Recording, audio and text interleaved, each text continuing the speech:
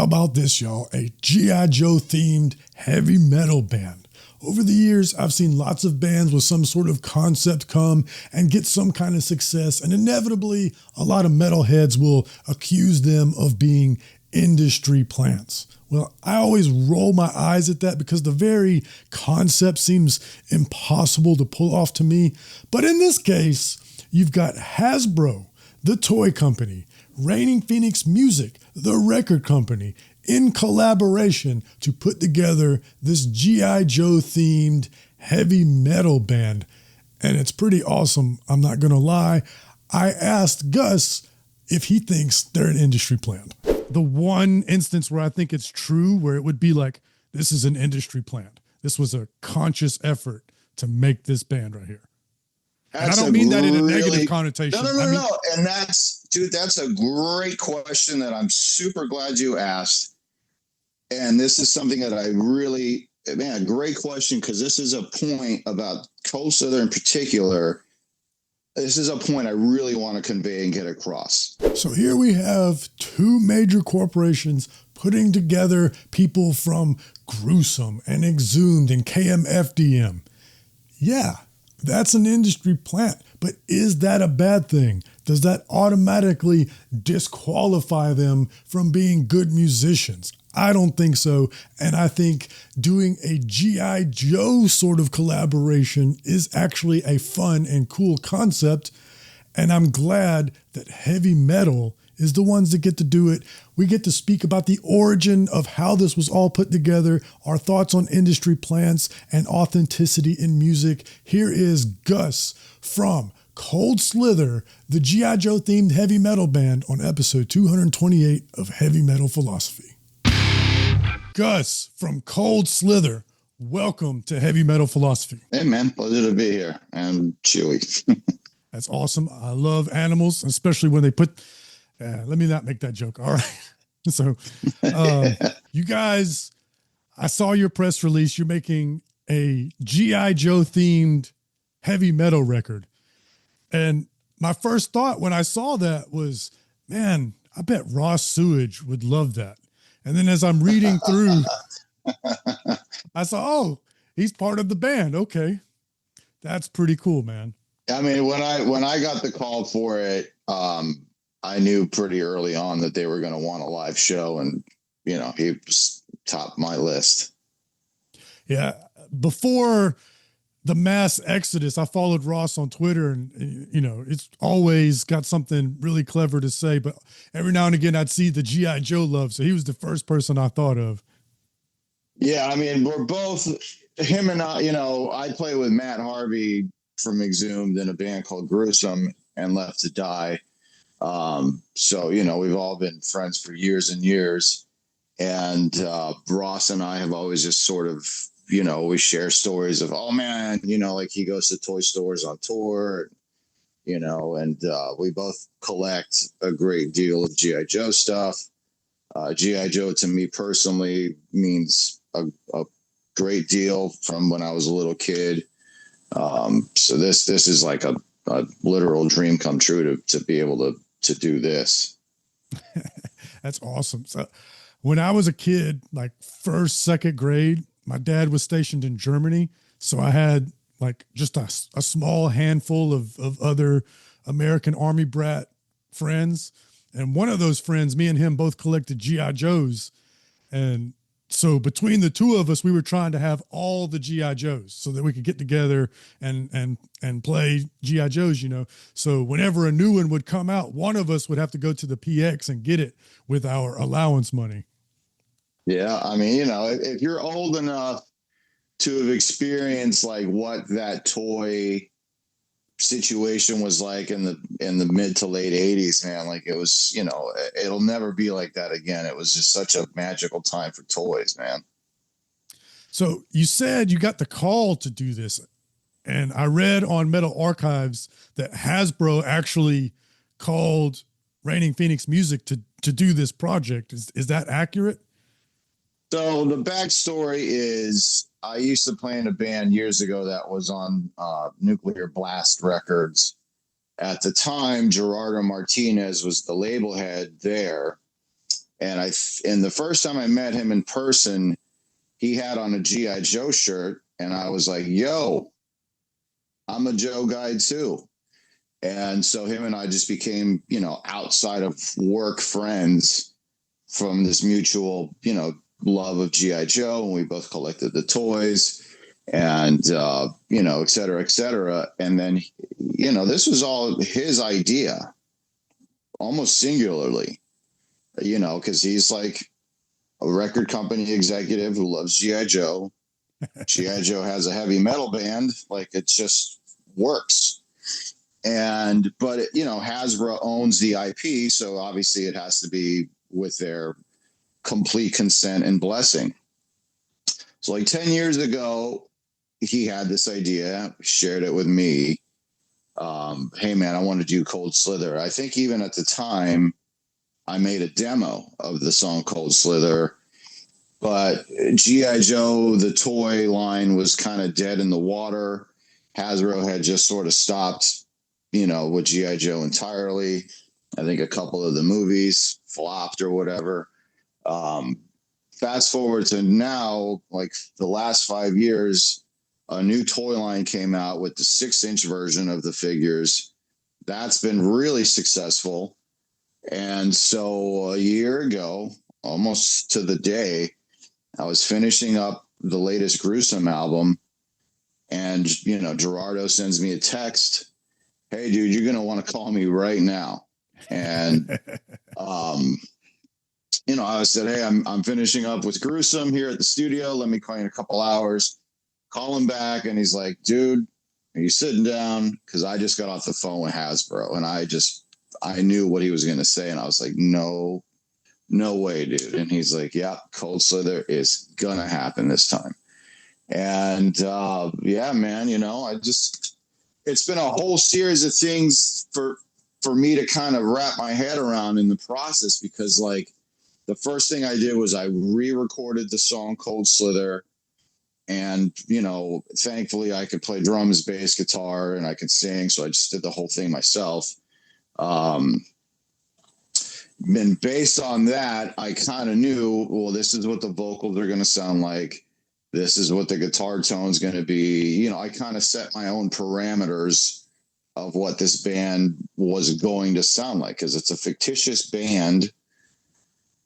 Nobody really knows what that's going to sound like. And, I had the task of pulling it out of my head. What does this fictional band sound like?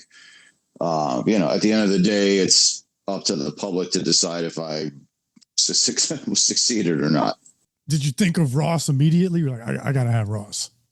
Oh, I mean, I think even all those years ago, I had told him about it. And I was like, hey, man, if this is a thing, you're on board. So like, years and years and years had gone by with this dead idea.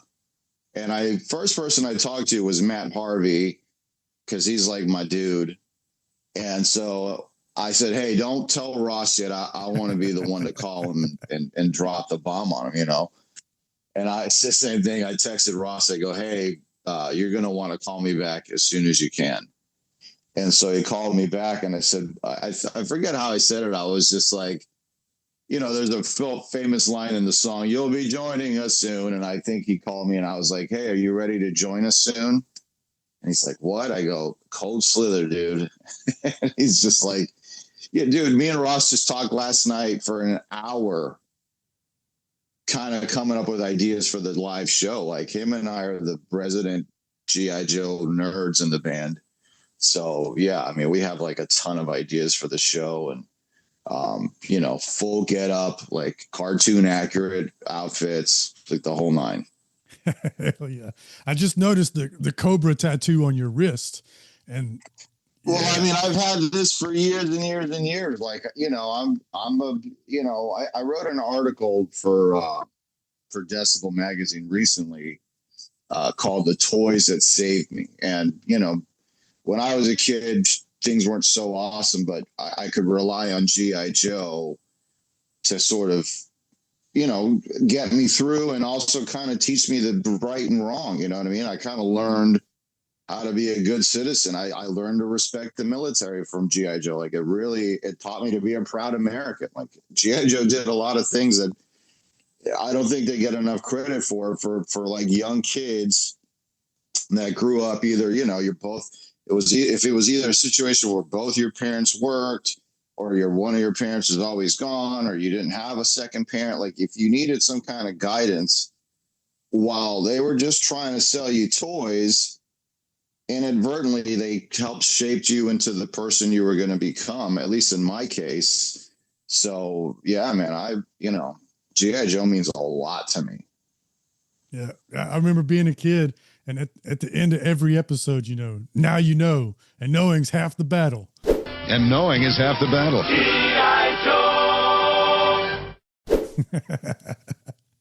Yeah, man. It was really, like a real, and you don't realize it till you're much older. But as I've gotten much older, and I can look back on it, I can understand like the magnitude that these cartoons, the impact that it had on me. So, I'm grateful. I said that to my son once. I taught him something, and I go, now you know, and knowing's half the battle. And then like nothing happened, and I was like, oh yeah, that's right. He doesn't know what that is. Yeah, you have to be of a certain age to catch that reference. Yeah. So I'm really excited about you saying that you want to do all this stuff for a live show, because I've seen Exhumed a couple of times and they do wild stuff on stage. They got the slasher killer dude that goes up there with the chainsaw and shoots sparks into the audience, and the decapitated head with the blood coming out. So as soon as you said you and Ross were like brainstorming ideas, I'm like, oh, this is going to be good. Well, it's just, obviously, again, we have parameters because it's Hasbro. Hasbro's right. A multi-billion-dollar corporation. No decapitated heads on stage. No decapitated heads, but the drummer, the cartoon character was named Ripper, and his weapon was a chainsaw. Pretty serendipitous. They have a chainsaw gag. All of these kind of, last night when Ross was bringing this up, I was like, God damn, no shit. So, there's going to be some theatrics definitely brought into the show for sure. Like, we want it to be a very cool, memorable night. Because, again, if you're a real big G.I. Joe fan, a Cold Slither show is a big deal for sure. And selfishly, I hope videos of this make the rounds and it goes a little viral or whatever, and that creates demand for a tour, because I want it to be more than just one show. I would love to do a whole Cold Slither tour. Awesome. So I understand why your name is Zartan, and now you just told me why the drummer's name is Ripper. Was there like more strategy behind the other band members picking their G.I. Joe character? Does it have to be like a member of that mercenary group? Yeah, well, I mean, the Cold Slither is made up of 4 very specific members, and it's the 4 Dreadnoks, which are very famous G.I. Joe characters. So I knew right away my first 2 picks were Matt Harvey and Ross. Matt's on guitar, Ross is on bass, and the drummer kind of, this stuff kind of writes itself. The drummer for the band KMFDM, who's a legitimate British guy with a mohawk already, and he's a 25-year, 30-year touring professional. Like, he's a pro drummer. He's a good friend of mine. We've been playing like a Depeche Mode tribute band together. And I remember I was just like, this guy's literally an actual Dreadnought. Like, yeah, he's not like a G.I. Joe collector, but he checks off every single other box. So I was like, you're the guy. So yeah, and he's Ripper, and Ross is Torch, and he's Buzzer, Ross is Torch, and Matt is Ripper. I got to remember that. So I didn't know about the Depeche Mode band. So you're doing a lot of things, and that was one of the things I wanted to ask, because the Gruesome record just came out. Today's June 25th. The new Gruesome record came out on the 6th. And then right after that, just about a month later and some change, Cold Slither's dropping. So were you working, You said earlier that you had finished Gruesome when you got the call. I had the day I finished recording drums for the Gruesome record was when Cold Slither was greenlit, and I was hired to do the job. So then I had to go on tour for 2 months straight. First a Gruesome 3-week run, and then I was home for 2 weeks or a week, and then I had to go out with Left to Die, which is our other band that we do with the guys from Death. And in that 2-week period, much to the chagrin of my wife, I'm like, hey, love being home, but I got to go to my studio every day and try to write some songs before I go back out on tour. And yeah, I mean, I just kind of work that way anyway. I'm always having to do something. It's very hard for me to just sit around and do nothing. So if it's, there's Gruesome, Left to Die, which is in the middle of recording some stuff. Cold Slither, which on the right now as it stands, Cold Slither is just going to be a July 24th, 25th live thing. If it goes on to be a touring band, then yeah, that's going to wedge itself into my timeline. But as it stands right now, it's going to basically end at the end of July, and then Gruesome goes on tour in August, and then I go on with my life. I hope with every fiber of my being that I get a phone call and they're like, hey, Hasbro wants you guys to go on tour, and we want you guys to go on tour. This record's selling. Let's turn this into a real band. At which point, me and Ross talked about that last night. That's what more would we want out of life to go on tour? Hasbro could send a dude to be on the bus with us, and he sets up a merch booth every day with a bunch of Transformers and G.I. Joe toys, and so it's be a win-win for Hasbro.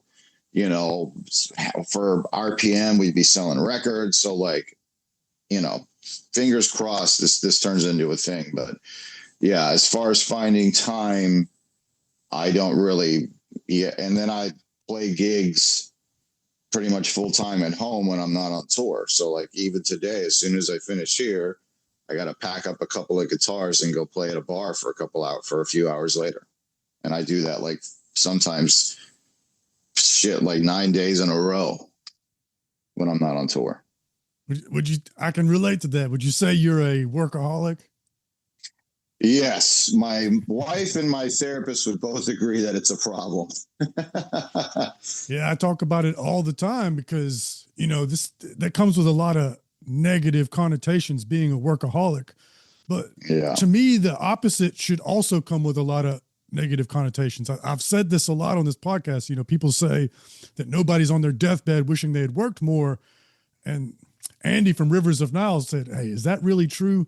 Because what I always say is nobody's on their deathbed wishing they played more video games. I mean, if your job, I have to look at my life, and, I was just saying this the other day, as opposed to you put a dog's nose in shit, I got to push my head into the roses and smell those roses. At the end of the day, what's my job? I get paid to play my guitar, and I get paid to play drums. It's, how it is. It's with anything you do in life, there's a yin and a yang to it. I'm gone from home a lot.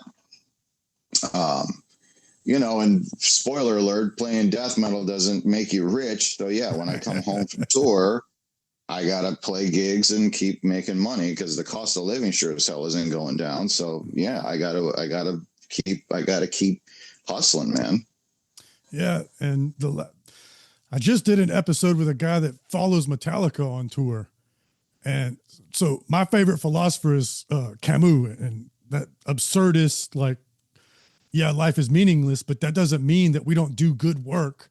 That sort of thing really resonates with me. And when he was talking about following Metallica on tour, he's like, I got to live for something. And I was like, that's absolutely right. You got to live for something. You have to do something. I love that. There's a saying there's a line in a Hatebreed song: live for something or die for nothing. Yeah.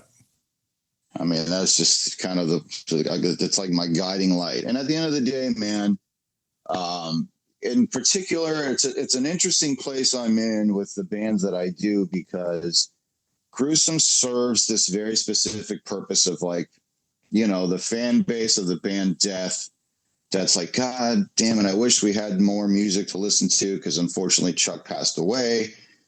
So, and obviously there's two camps for Gruesome. There's the camp that's like, hey man, you guys are committing sacrilege. But thankfully the overwhelming majority of people are like, man, this is just so cool, because it's like hearing more of something that I love. So I like to think that we bring joy to the world, you know what I mean? At least to that, you know, small pocket of the world. And with Left to Die, same thing, you know, people are getting to hear these classic albums from the band Death live in their entirety, which they would have never otherwise had the chance to do.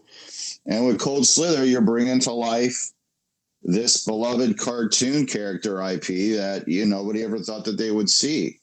So, you know, at the end of the day, you know, music, I think, is just, and this is an interesting topic, because a lot of people think of heavy metal as this like super dark, negative music. And I'm like, dude, you couldn't be more possibly wrong. Like, death metal and extreme metal and metal in general is such a force for positive good. I mean, at the end of the day, it brings joy to people when they listen to the music. And I think, especially with the more aggressive forms of metal, like, you get out some of that negative energy via this music, which is a much healthier way of doing it than going to a bar, getting drunk and starting fights, I think.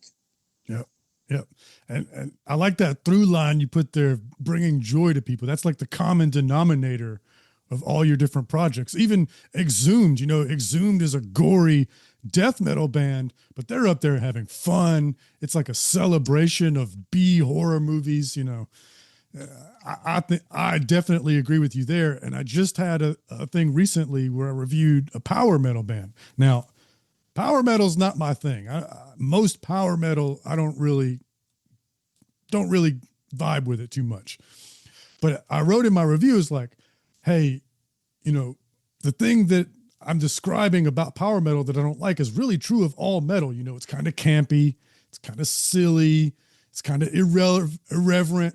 But then when I think about all the other genres, you know, thrash has its caricatures too. The, you know, the boozed out, burnout. Black metal has the edgy basement. They're all kind of cheesy in their own ways.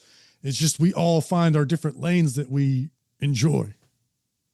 I mean, I think death metal, it's like a horror movie. It's all very adolescent and immature. Like, I'm going to rip your head off. You know, it's like stupid. But at the end of the day, again, I think you watch a horror movie, or you listen to a death metal record, or you go to a death metal show, you know, at least it gets your mind off of, you know, dude, life is tough, man. You got wars going on, you got inflation, you got all kind of crazy unrest all around the world. Man, just shut that shit off for a minute and just like escape into something positive, which is music, you know? And, you know, I think there's absolutely no negative aspect of, you know, this genre in particular that people that are outside of it view as so horribly negative. And it's like, first off, dude, I've been touring in death metal bands for a quarter of a century. I have seen, dude, I don't even really know how many fights I've seen. I mean, maybe I could count on one hand. In other words, violence does not erupt. Yeah. In the supposedly incredibly violent music. So there's proof. You go to one of these festivals in Europe where there's 120,000 metalheads and there's a giant mosh pit. And if someone falls, someone is going to help them up.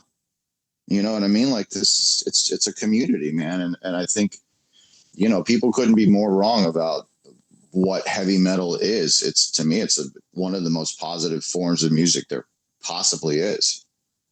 Yeah, that's a great point. I never thought about it in those terms, but I've never, let me knock on some wood, I've never seen a fight at any kind of metal show, black metal, death metal, whatever, but playing party music in cover bands and bars, I've seen so many fights, so many fights, Dude. you know, and this is supposed to be like the fun, you know, enjoyable, danceable music. I don't know. I've never thought about it in those terms. There's just as much alcohol at a heavy metal show, if not more, than there is at a regular club show. So it's not alcohol. It's just genuine, like, good vibe and camaraderie. You know, it's the kind of thing where, like, if you're walking down the street and you see a dude wearing a deicide shirt and you're wearing an obituary shirt, it doesn't matter who you voted for. It doesn't matter what your religious beliefs are or whatever. Just on the surface, at least right there, you have a connection. You're friends. We're cool. And dude, like, I think that's what the world really needs. It's just shut up about all this stuff and just find common ground wherever you can and focus on that, for God's sakes. Like, let's just be cool with each other. And you see that, you know, again, 120,000 people at Wacken in Germany. How many fights do you hear of? I don't hear of any. Yeah. And I've never seen one. Yeah, let me knock on some wood because I don't want to jinx myself, right. But same experience, you know. Now, Gruesome, obviously death metal band, and you know, this one you said you already had in mind the kind of sound you wanted, so you'd already written Cold Slither. Now, what I'm hearing is like a very traditional heavy metal band. Is that because you wanted to do something different, or is that because that's what you felt like would fit the G.I. Joe theme the best? I would say it's more, you know, I personally do a lot of different stuff. I mean, my job is to go to a bar. I sing songs from the Beatles to Bruno Mars. Like, I kind of do it all. So I personally enjoy lots of different kinds of music. With Cold Slither, my actual goal was, okay, I know my parameters. Number one, it has to fit into what Hasbro is going to be cool with. So I actually had to write all the song titles first, submit those, get approved, and then write all the lyrics, submit those, get those approved. And then I kind of wrote music based on what the lyrics made me feel. And as far as like the music itself, you know, yes, Cold Slither is a heavy metal band. It's going to be heavy metal. But I wanted to write an album, and this was very specific at the front of my mind. I wanted it to be heavy enough that metal fans would be like, yeah, man, this is actually pretty cool stuff. And I wanted the lyrics to be mature enough that they're not just like, we are the Dreadnoks and Cobra is awesome. Like, you know, I wanted it to have some kind of, you know, and also, side note, everybody that's going to consume this for the most part is an adult in his late 40s or, you know, mid to late 40s and beyond. So we're all adults here. You know, you want to hear kind of an adult talking. And I have to sing this stuff. So I try to write lyrics while, again, fitting within the parameters of what Hasbro would consider, you know, acceptable, and also not being completely stupid. And the other thing musically I wanted to accomplish is, while satisfying heavy metal fans, I didn't want to alienate G.I. Joe fans that weren't necessarily heavy metal fans. They could just listen to this music. You know, the vocals are really easy to understand. The songs are structured incredibly simply. You know, just real simple, catchy choruses. I just wanted the music to be as digestible and as accessible as possible across a broad spectrum of potential listeners of this band. You know, from, you know, I guess the common ground is G.I. Joe, but because it involves me and Matt Harvey and Ross and Andy from KMFDM, there is a potential for just regular metal fans to be exposed to this. And I don't want them being like, oh, this stuff sucks. I wanted everybody to be like, hey, man, this is actually pretty good stuff. Like, I just want the record to stand on its own 2 feet as this, like, good album of good songs. That was my goal. I think mission accomplished. You know, you got your intro with Cobra Commander. That's pretty obvious clue right there. But if you didn't have that, it sounds like a great heavy metal record to me. Thank you, man. I really appreciate that. I mean, that was, you know, a very conscious. Matt helped write a couple of tunes, and I had to really strip away and edit a lot of it and simplify a lot of it, because I'm like, man, Matt's an incredible writer, but I think way more in terms, I'm the guy that makes a living when I'm not on tour playing the simplest songs that are the absolute most popular songs ever to a large crowd of people. That becomes, that's all kinds of different demographics are in a bar or a restaurant. So much like a DJ, 25, 30 years of doing this now, like I have a pretty good idea of, hey, what do most people find offensive? And what do most people kind of just agree on that's kind of good? You know what I mean? Like you play pretty much any Beatles song, or at least the really popular ones, most everybody's going to be like, oh, that's a good song. And that's just what you try to accomplish. You don't want anybody to be like, oh my God, this sucks. And you may not get, oh my God, I fucking love this. But at least everybody's like, that's pretty good stuff. And that's all you can really hope to accomplish as a writer, is to have most people be like, this stuff's pretty good. I mean, even with Gruesome, I would like it if most Death fans would be like, you know what, it's not Death, but this stuff's pretty good. And that's all you can hope for. So there's always been this sort of talk in the metal community, and I've always kind of rolled my eyes at it. I've never believed in this concept, but recently the band President makes me go, maybe this is. And then now you guys have purposely gotten together with Hasbro to do this fun project. Would this be the one instance where I think it's true, where it would be like, this is an industry plant? This was a conscious effort to make this band right here. And I don't mean that in a negative connotation. No. And that's a great question that I'm super glad you asked. And this is something that I really, great question, because this is a point about Cold Slither in particular. This is a point I really want to convey and get across. While, yes, this is an IP that is owned by a giant corporation, dude, it came from as genuine of a place as possible. Gerardo Martinez from RPM Records loves G.I. Joe. I love G.I. Joe. So this was two dudes that just got together like little kids, all giddy and happy that, Big Brother Hasbro was going to allow us to even do this. Dude, Hasbro okayed the lyrics. They okayed the song titles. And, once they okayed the song Cold Slither and heard the tones that I was going for, it's a full-on, it's the same exact amp and guitar that I used to do like gruesome shit. It's like a legit heavy metal guitar tone.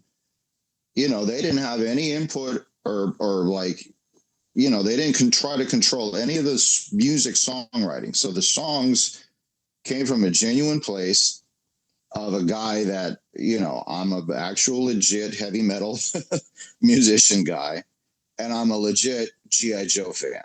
So, yeah, I don't know what the story is with the band President, but I can tell you that on the surface, this could look like it's this totally manufactured bullshit, but it isn't, man. Like, Cold Slither, writing this album, it was one of my, as simple as these songs were, you'd be surprised. And this is something I tell a lot of metal musicians all the time. They poo-poo, regular pop and rock songs, but it's like, dude, to write a simple piece of music that resonates with a large group of people is not as easy as you think, man. It's kind of easier to write a bunch of crazy notes and do a bunch of crazy shit over it, and cool, now you got this death metal song that's like complex, and it's gonna, the death metal fan base is gonna dig it. Strip all that away, kind of even on the instrument level. Quick story: I taught at a drum camp several years ago now, and it was a heavy metal, it was like a metal drummers drum camps put up by Sick Drummer magazine. And guys like Derek Roddy were there, George Calais was there, Sean Reinert was there, Gene Hoglan was there. I was just happy to be one of the guys amongst these giants. But they're all like crazy players. And I'm like, what the hell am I going to do? What am I bringing to the table? So I set up a 4-piece kit and just kind of gave a whole lecture on making a living as a drummer. And I had everybody come up and try to play the song Billie Jean. And I was like, hey, imagine you got a call and it was for a Michael Jackson tribute thing that was paying you a ton of money. So you really want this gig. What are you going to play when you get on to do the audition? And dude, none of them listened to the song. They just played drums. And they didn't realize, like, dude, you got to strip away a bunch of stuff and use like maturity to just go. You know, you have to have that self-discipline to strip away so much stuff and keep it simple. And, you know, it's a very valuable lesson to learn as a musician, I think. And I had thankfully great teachers that instilled that in me way early on in my career. And I remember sitting with Sean Reiner. And, you know, we put on a song by Sting that had super simple drums. And then you put on a song by like John Patitucci and he just is playing drums nonstop. Same dude, able to take off the prog fusion drummer hat and just put on the studio musician simple guy hat. And he still sounds like a great player without a million notes. And that's not as easy as a lot of people might think. So, you know, crafting these Cold Slither songs was just, it wasn't like I just went to the studio and shit out riffs and was like, that's good enough. Yeah. No, man, I like really cared. I agree with you 100%. You know, pop is like a pejorative in the metal community, but you mentioned Bruno Mars. That Silk Sonic record, that is an incredible record. And I agree with you so much because, you know, yeah, you can play like really crazy stuff, but those 3-chord pop bands, there's so many people that have done that. The market is so saturated to write one of those 3-chord pop songs that actually hits is 1% of 1%. Totally. It's incredibly difficult. So, you know, my problem with pop music, I guess, if I would say something bad about pop music is, you know, the one through line in any music I like is it's got to be genuine. Like Bruno Mars, I find to be a genuinely talented guy. The dude plays drums, the dude plays guitar, dude sings his ass off. He probably plays a big role in the songs that you hear. But then you have other artists who probably just walk into a studio. 5 other people wrote all the music for it, wrote all the lyrics and said, hey, go in there and sing it this way. And that, to me, that's where the dishonesty comes into play. And I'm sure a lot of people probably think that that's how this Cold Slither record was. And again, I'm glad you asked the question because that's not how it is. You know, I care deeply about this whole, I scrutinize everything, like the mix, where the ride cymbal was in the mix. Like, you know, this record meant a lot to me and it came from a real genuine place. Yeah, I've always rolled my eyes at that industry plant accusation because, first of all, like talk to anybody that works at any label, trying to find a band that's going to hit, it's such a hard task. It's like, ask anybody that works for like a pro sports team how hard it is to scout talent and people that look good in the combine wind up flopping. There's no metric that you can look at that says this is going to be successful. So I've always rolled my eyes at that.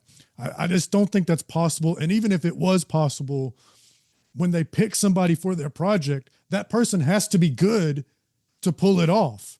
So I think sometimes there's people that go, wouldn't this be a good idea? And then they try to put it together. And when they put it together, they have to pick people. They don't just grab some random person. They have to pick people that they think can do the job. I mean, you know, at the end of the day, I think like in regards to that band President in particular, that's the one where I'm a little suspicious. You know, I think time will tell if there's substance there. And I think the public, here's one trend I think I've started to see. I've started to see a trend in particular with younger people looking for honesty. There's like a whole revolution going on YouTube about guys that film videos where they're really not playing guitar, and people are like, no, I don't want bullshit. I want to see that this shit's real. And I remember recently I went to go see a Nirvana tribute band at a sold out large venue that holds like 1,500 people or something.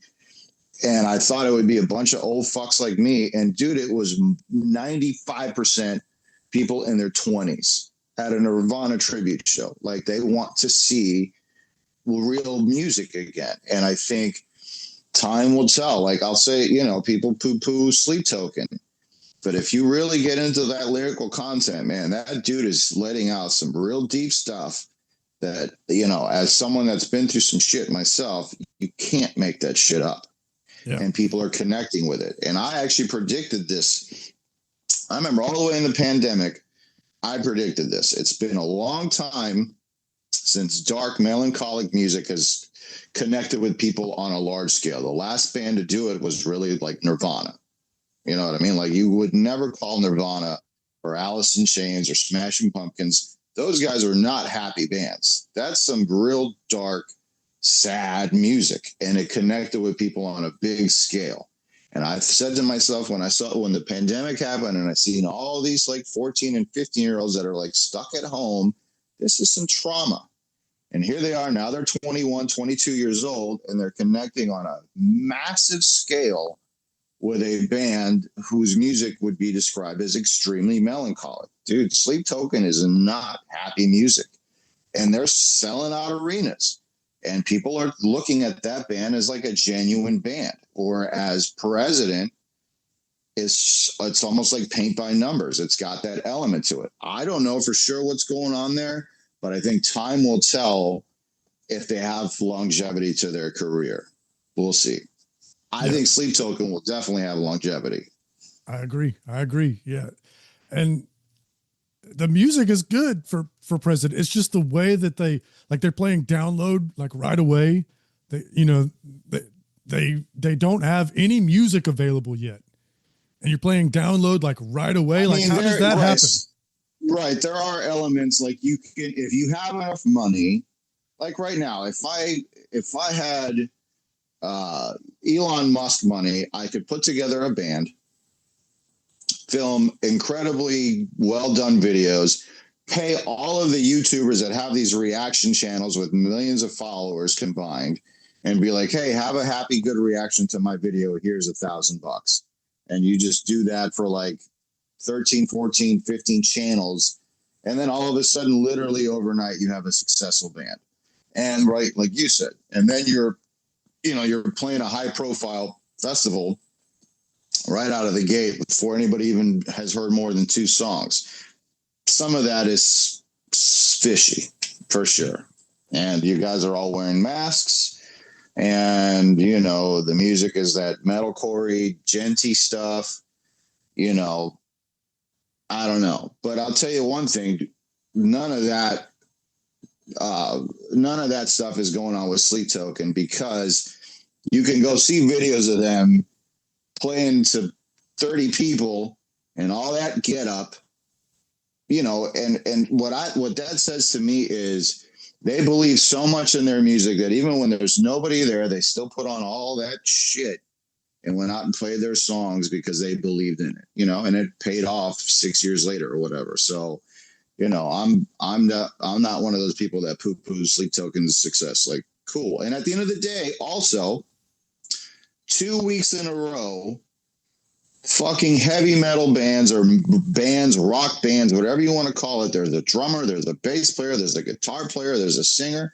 The 2 #1 records in this country, 2 weeks in a row, were bands.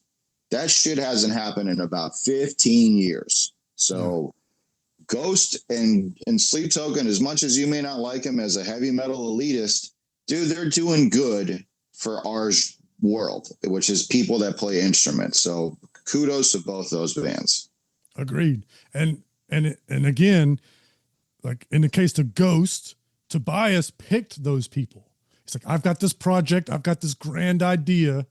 Now I need people to make it happen. And he picked every one of those people that's in Ghost. And I imagine the same thing happened with President. It's like somebody somewhere had an idea, and then they had to pick the people to make it happen. So maybe President is an industry plant, but every one of those musicians has got to be at least a minimum level of talent. Well, I think, it's kind of like, it's like pop music. Somewhere in the chain, there's Sincerity. Like whoever wrote Sabrina Carpenter's latest song, somebody sat in a room and wrote the music and was like serious about writing a good song. And then someone tried to write lyrics that were really good. Like there was some sincerity somewhere in that chain. The end package, I don't know how much sincerity is in there. Like baby metal. Whoever's writing those riffs is probably sitting in a room in front of a guitar amp or whatever, or a computer with a guitar and writing riffs and thinking, man, that was a good riff. What happens by the end of it, they get these three girls, and if one gets too old, they get another one in there. Like there's some insincerity by the end product, but somewhere in the line there's sincerity. And I mean, to go to the idea of someone has the idea and then just pulls people in. I mean, that's what Cold Slither was. I was hired to write this music and record it because it was beneficial to both RPM and Hasbro to just have one person kind of at the helm, because they actually had to vet and background check everybody involved with the band. So for them to be like, oh, okay, one dude's going to do everything. Cool. We already back checked him. He's good to go. And he does quality work. So, and then I hired people to bring it to life on the live stage. But those people that I hired are my actual friends. They're, tried and true live musicians. And in the case of Ross, he's a genuine Joe guy like me. So there's a lot of heart in this too. So that's, Cold Slither, for being a fictitious cartoon band, there's a lot of sincerity in the band, the real band of it. So that's something that I'm proud of. Well, unironically, one of my favorite death metal bands is Death Clock, who is also a fictitious cartoon band. But those first three Death albums are amazing. Well, I mean, Brandon Smalls, at the end of the day, he's a genuine heavy metal fan who loves playing guitar. So he wrote songs that I would imagine he sat in a room and was like, man, this is a killer riff. At the end of the day, he got Gene Hoglan to play the shit live, and he put a real good band together, and he's, now he's out there killing it. So yeah, I have nothing but respect for Brandon Smalls and what he's done. And not only that, you kind of brought death metal to an audience that otherwise would not have ever been exposed to that whole world. Like I'm sure a lot more people know who George Corpse Grinder is because of Nathan Explosion. You know what I mean? Like they're like, oh, that's the real guy that guy's based on. Like it just exposes more people to this world that we, death metal is like this big, dude. And if you can bring it to more people, cool, man. Absolutely. I discovered Amon Amarth because of Death Clock. I was a teenager and I'm watching this show. I love it because it's about, finally there's a show for me about metal, I plug Death Clock into Pandora or whatever, and it's like, you might like Amon Amarth. I'm like, okay. Oh, look at that. I do like Amon Amarth. I mean, and that's in this world, in the day and age we're in, that's how this all, that's how music grows now. Again, all I can hope for with Cold Slither is, in a perfect world, it turns into a similar situation where it just organically grows on its own outside of just it's a G.I. Joe band. I'm sure there's Death Clock fans that are more into the records than the actual cartoon. Like they just like the music. Hopefully we have a situation similar to that. But ultimately, I put all the pressure of that on myself because it's like if I wrote good enough songs, then we'll see what happens. I'm hoping that they're getting ready to push some G.I. Joe stuff, and maybe there'll be a cartoon movie, and then Cold Slither, the band, will get to play in the movie. That would be amazing. I mean, I just yesterday read there's a new comic book series called like the Energon Universe where like GI Joe and Transformers like cohabit real world. You know what I mean? Like there was a story where like Duke uh, was like had PTSD because he swore he saw a jet kill his friend like on purpose, and he's like, I could swear that fucking plane had a brain. You know, like they don't know what these things are. So and I heard that that's going to be an animated series. So, you know, fingers crossed. Well, I definitely hope that happens. But in the meantime, you said you've got a live show that you're planning, and it's going to happen right around the time of the release of the record.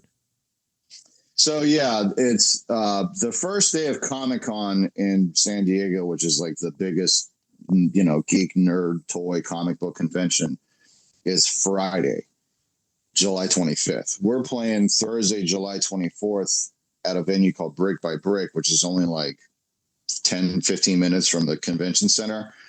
So it's kind of the album release party and, you know, this maiden voyage of this band that, you know, 40 years ago was on a cartoon and now it's coming to life. I mean, it's pretty. And Friday, you know, Hasbro is releasing a box set of the action figures for Cold Slither. So that's kind of the catalyst for all of this was that Hasbro has a box set as their San Diego Comic-Con exclusive featuring the Cold Slither full band. Like, dude, there's a little 6-inch scale drum set. They all have guitars. It's pretty badass. So did you know that ahead of time? Do you have like a deadline? I've got to get this done in the can before. Totally. Yeah, I mean, that's when I got the call, you know, Gerardo spelled it all out. Like, hey, Hasbro, this is what's happening. There's a box set of Cold Slither coming out in, you know, July of next year. So this is June of last year. So 13 months ahead of time. This is how, you know, again, giant corporation. They don't just like, hey, let's do this. It's over a year of planning for every pretty much action figure that comes out. Like there's a lot of, you know, development, and they have to make prototypes and they have to get the color right and blah, blah, blah, blah, and all the things they do. And then the rollout, you know, there's marketing. So, you know, if you're Hasbro, all Cold Slither, the band, is to them at the end of the day is just a marketing tool. So once they move on from selling, you know, once these action figures are sold out, I would imagine in Hasbro's mind, they're like done with it. I am hoping that the record sells, which Hasbro gets a piece of all of that. And somebody over there is like, hey, we're getting checks every month from this RPM record company still. Why don't we throw those guys out on tour? And then, you know, we can sell some toys at their shows and we get a piece of all their merch. And, you know, because it is their IP. I'm hoping that they see money in it moving forward. So selfishly, I could continue being Zartan and playing in my Cold Slither band, you know? Oh, yeah. Well, even before the numbers come in, you should probably pitch them on that idea. One last thing, the album cover, I think is just the coolest. You've got the Cobra symbol within the big stack of amps in front of the Cobra. That's the coolest. Who did the album cover? This guy Marcelo Vasco, who he's done a bunch of the Slayer T-shirts, and I think he did the last Slayer album cover. So to have the same guy that did Slayer album covers do the Cold Slither album cover is, dude, it's amazing. And that was all Gerardo Martinez. You know what I mean? Like he did all of that. And again, this is kind of further proof that, you know, even the guy at the record company that's in charge of all of this is still he's a legitimate G.I. Joe guy. Like he knows what Cold Slither is and he knows what he wants it to look like and be like, you know. When I started writing songs, I had to submit them to him first, like the music, before they even hit Hasbro's ears, because he had to okay it. And once I wrote a couple of tunes and he's like, yeah, man, this is killer. I was like, okay, cool. I think I know what I'm doing. Let me continue. Let me just run with this. And then I kind of had free reign to do what I wanted, man, and write the songs how I saw fit.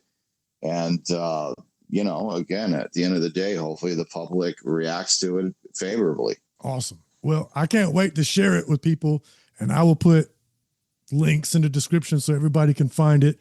Cold Slither, self-titled, July 25th. Correct. Y'all make sure y'all get it. I can't wait to see. Is there going to be like somebody going to film this thing? Can I see it? I'm hearing that this is going to be professionally filmed. So yeah, I mean, it's going to be professionally recorded. So, you know, hopefully all the shenanigans, hopefully there's some viral moments. Yeah, who knows? You know, I'm hoping for success, man. Hell yeah. We'll get Sergeant Slaughter on the next one. Oh, dude. I mean, even though he'd be technically our enemy, so he might kick my ass, but I'll take an ass kicking from Sergeant Slaughter. Hell yeah. Well, thank you so much. Can't wait to share it with everybody. Cold Slither, July 25th. Thanks, John. Appreciate it, buddy.